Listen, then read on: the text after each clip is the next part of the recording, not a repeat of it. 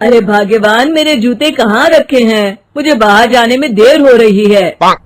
तभी मालती कमरे में आती है। ये रहे आपकी जूते, मैं इन्हें साफ करने के लिए ले गई थी। अरे वाह, तुम कितनी समझदार हो। मेरे बिना कुछ कहे ही सारे काम कर देती हो। तभी मालती झिझकते हुए रमेश से कहती है, सुनिए जी, आपसे एक बात कहूँ, बुरा तो नहीं मानेंगे ना? अरे नहीं नहीं, बेफिक्र होकर कहो। शादी से पहले मैं अपने मायके में नौकरी करती थी। मैं चाहती हूँ कि अब मैं फिर से नौकरी करना शुरू कर दूं। वैसे भी सारा दिन घर में बोर हो जाती हूँ। देखो मालती, तुम्हारे नौकरी करने से मुझे कोई ऐतराज नहीं है, लेकिन तुम्हें एक बात बता दूं, हमारे खानदान में आज तक कभी किसी औरत ने नौकरी नहीं की। फिर भी एक बार तुम माँ से पूछ कर देखो, अगर वो तुम्हें नौकरी करने की इजाजत दे देती है तो अच्छी बात है। रमेश वहाँ से चला जाता है।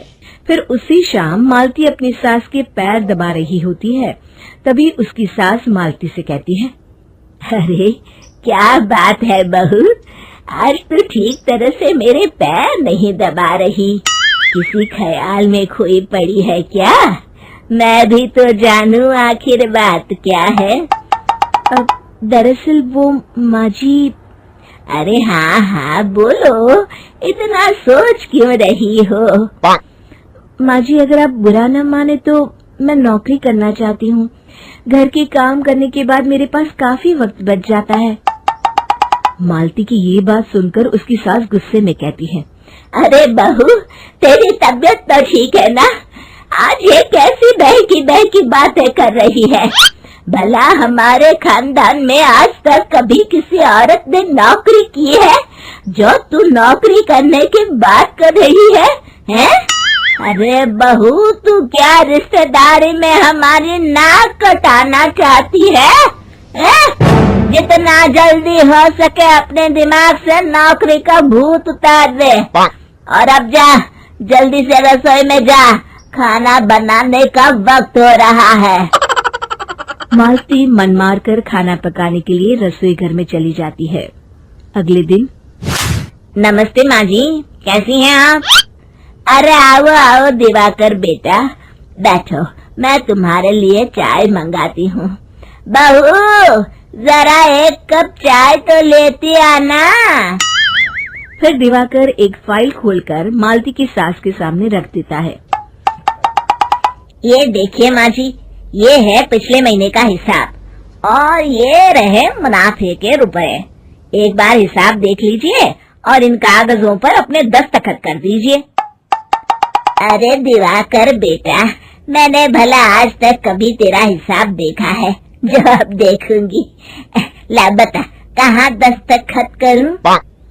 तभी मालती चाय लेकर वहाँ आ जाती है और अपनी सास को बिना कागजातों को पढ़े इस तरह लापरवाही से दस्तखत करते हुए देखकर हैरान रह जाती है। अच्छा माँ जी, अब मैं चलता हूँ, फैक्ट्री में बहुत काम है। फिर दिवाकर वहाँ से चला जाता है। कुछ दिनों बाद मालती बाजार में कुछ सामान खरीद रही होती है। तभी एक बूढ़ा आदमी उसे आवाज देता है, अरे मालती बेटी, कैसी हो? मुझे पहचाना? मैं तुम्हारी कंपनी में मुनीम का काम करता हूँ। हाँ चाचा जी, मैं आपको बिल्कुल पहचानती हूँ। कहिए, कैसे हैं आप? मैं तो ठीक हूँ, कंपनी में कुछ भी ठीक नहीं चल रहा, यहाँ तक कि हमें ठीक वक्त पर तनख्वाह भी नहीं मिलती। ये आप क्या कह रहे हैं? अब क्या बताऊं, आप लोग तो कभी हिसाब किताब देखने दफ्तर आते नहीं। मेरी मानो तो एक बार आप लोग दफ्तर आकर सारा हिसाब किताब देख लो, आपको असलियत पता चल जाएगी। अच्छा बेटी, अब मैं चलता हूँ, देर हो रही है। फिर वो बूढ़ा वहाँ से चला जाता है। वहीं दूसरी तरफ मालती घर पहुंचकर अपनी सास को सारी बात बताती है। तभी वहाँ रमेश भी आ जाता है, लेकिन मालती की सास मालती की किसी भी बात पर विश्वास नहीं करती। तभी रमेश कहता है, अरे माँ, बिना आग के कभी धुआं नहीं उठता। जब मालती इतना कह रही है तो हमें एक बार दफ्तर चलकर देख लेना चाहिए। वैसे भी हम लोग काफी दिन से अपने दफ्तर नहीं गए हैं। इस तरह किसी एक आदमी के भरोसे काम छोड़ना मुझे भी ठीक नहीं लगता। अगले दिन वे सभी अपने दफ्तर पहुंचते हैं और सीधे दिवाकर के कैबिन में जाते हैं। अचानक सबको एक साथ देखकर दिवाकर चौंक जाता है। अरे माँ जी, आप सब लोग अचानक यहाँ कैसे आ गए? अगर कुछ काम था तो मुझे एक फोन कर दिया होता, मैं आपके घर आ जाता। तभी मालती की सास कहती है, अरे दिवाकर बेटा, आज मैं हिसाब देखने दफ्तर आई हूँ, जरा मुझे पिछले 6 महीनों का हिसाब दिखाना तो बेटा। दिवाकर घबराते हुए हिसाब की फाइल मालती की सास को देता है। मालती की सास फाइल लेकर मालती को देती है और कहती है, ले बहू, देख ले हिसाब। मालती फाइल को बड़े गौर से देखती है और अगले ही पल उसे सारी गड़बड़ी समझ में आ जाती है। वो अपनी सास से कहती है, माँ जी, मुनीम चाचा बिल्कुल सही कह रहे थे। हमारी कंपनी में पिछले 6 महीनों में जितना मुनाफा हुआ है, हमें उसका आधा पैसा भी नहीं मिला। यूँ समझ लीजिए कि 1 रुपये में सिर्फ चवन्नी ही हमारे हाथों में आई है।